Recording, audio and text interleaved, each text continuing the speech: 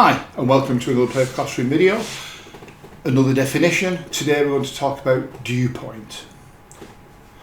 If you're ever asked to define dew point, you should always start off with the phrase the temperature at which, because that's what dew point is. It's a temperature.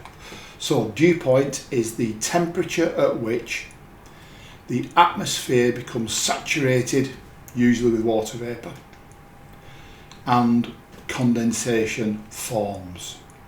So that's the definition of dew point. Just to explain it to you, assume we have 150 grams of water in a certain volume of air, and that air is at 60 degrees C. Well, hopefully you'll have watched my video on relative humidity, so this will all look familiar to you and make sense. If the air could hold 300 grams of water and we've got 150 grams of water, then the relative humidity is 50%.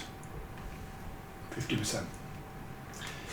If now we take this same volume of air and we cool it down from 60 degrees to 50 degrees, at 50 degrees this same volume of air can only hold 200 grams of water.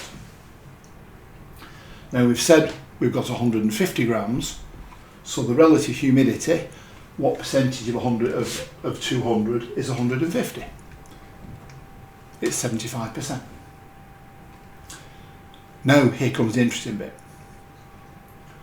What if we cool the air down again?